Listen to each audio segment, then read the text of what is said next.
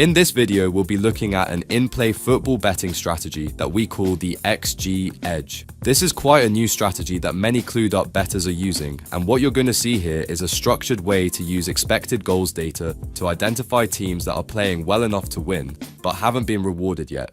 We'll go through this step by step, including how to find the right matches, what to look for at halftime, and how to take advantage of the price the market is offering. Now, before we get into the steps, we need to understand the logic behind this strategy. The edge here comes from how the market reacts to scorelines. If a match is 0-0 or 1-1 at halftime, the market often assumes it's balanced. But that's not always true. In many cases, one team has actually dominated the chances, created better opportunities, and should be ahead. The problem is, they're not. And because of that, the market pushes their odds out. So instead of backing them at their starting price, you now have the opportunity to back them at a much bigger number, even though the underlying performance suggests they're still the stronger side. That's the edge. We're not reacting to the scoreline, we're reacting to the performance. Once you understand that, the execution becomes much more straightforward. And before we move into the steps, there's something really important to understand about expected goals, because this is where a lot of bettors go wrong. XG is a very powerful tool, but it's not perfect, and if you treat it as a fixed number without any context, it can actually lead you in the wrong direction. For example, XG can sometimes be inflated by low quality chances.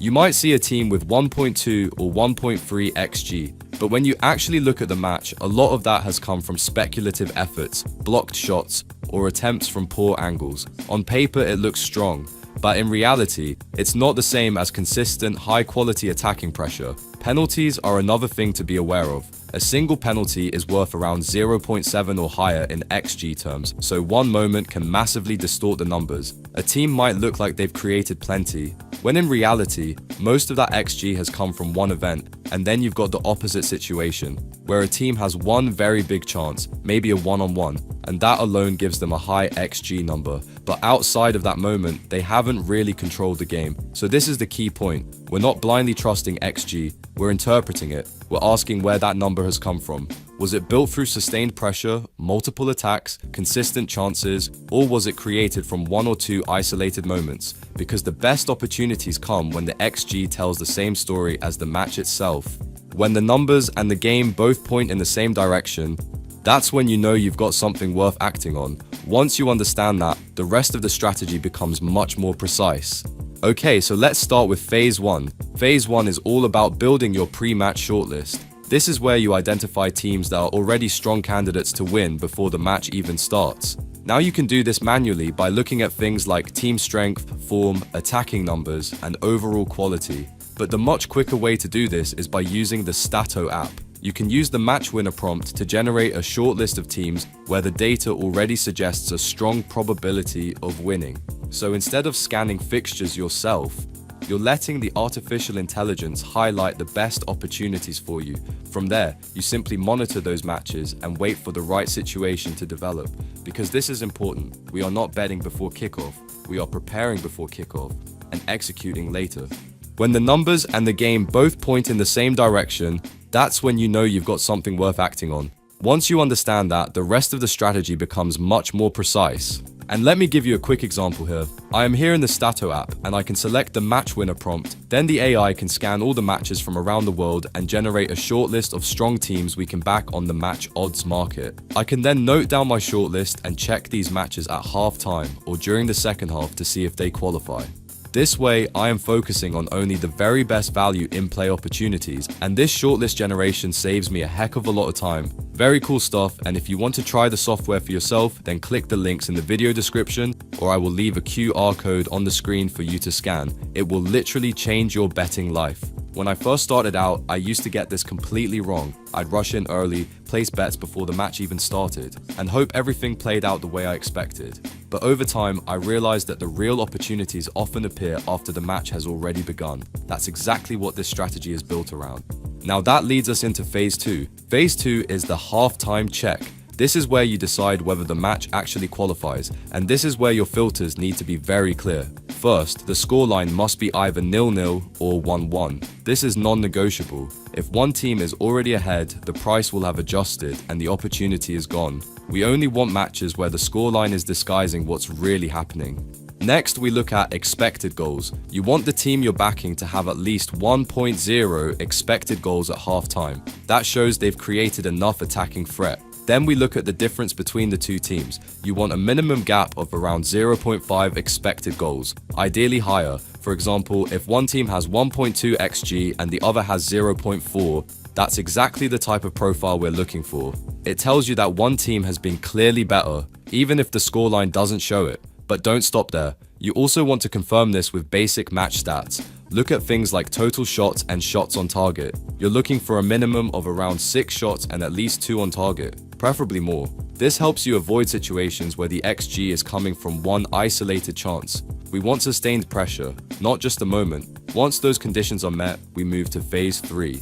Phase 3 is the entry point. At this stage, you're backing the team that is ahead on XG, but not ahead on the scoreboard, and the price is critical. You're looking for odds of at least 1.8 or higher. The very best opportunities will be above 2.0. This is what makes the strategy work, because you're now being paid a premium price for a team that, based on the data, is actually performing like the stronger side. Out of curiosity actually, how often have you watched a match where one team clearly looks better, but the scoreline just doesn't reflect it? That's exactly what we're targeting here.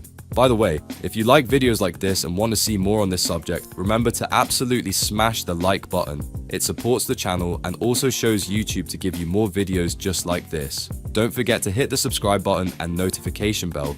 Also, do not forget we share free predictions daily in our Telegram channel. The link is in the description to be added to that. Anyway, now we move into Phase 4. Phase 4 is about confirming the game state. This is where discipline really comes into play, because not all XG dominance is equal. You want to see that the team is still pushing, still attacking, still creating pressure. Look for signs like repeated attacks, shots being blocked, corners building, and the ball being played into dangerous areas. You don't want a match where the tempo has dropped off, or where the team looks comfortable with the draw. This is something I learned the hard way. There were times where the numbers looked good, but the actual game told a different story, and every time I ignored that, it cost me. The best results always come when the data and the eye test line up. That extra bit of effort can be the difference between seeing your bankroll dwindle out or long-term profits. And finally, Phase 5. Phase 5 is all about discipline and consistency. This is not a strategy you apply to every match. In fact, most matches won't qualify, and that's exactly how it should be. The edge comes from being selective, only taking the bets where everything lines up, because when it does, you're getting a price that simply doesn't reflect the true balance of the game. And like I said earlier guys, this is where using the Statto app can really speed things up. Instead of spending hours analyzing matches yourself, you can use the artificial intelligence to generate a short list of strong match winner opportunities before kickoff. Then all you need to do is check the halftime stats and execute when the conditions are right. If the match is level and they are dominating the XG stats, then you have a solid value betting opportunity to take advantage of. If you want to check that out, click the link in the description or scan the QR code on the screen. It's a serious upgrade for anyone looking to approach football betting in a more structured and data-driven way. Now before we wrap up, there are a few really important mistakes to avoid with this strategy, because this is where a lot of bettors slip up. The first one is blindly following the XG numbers without digging any deeper. It's very easy to see a team with higher expected goals and assume that's enough.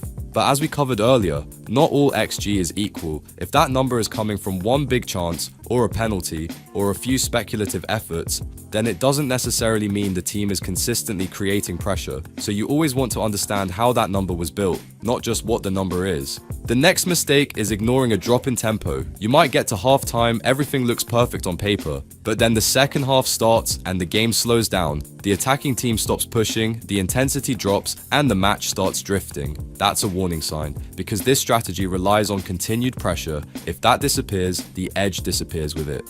Another one I see quite often is entering the bet when the team has already stopped attacking. Sometimes bettors will see the XG advantage at halftime and place the bet automatically, without checking what's actually happening in the game. But if the team looks comfortable, if they're not forcing the issue, if the urgency isn't there, then you're relying on something that may not come. And that's exactly the type of situation we want to avoid. And then finally, this is probably the biggest one, forcing bets at halftime. Just because you've prepared a shortlist doesn't mean you have to act on it. Most matches won't qualify, and that's a good thing.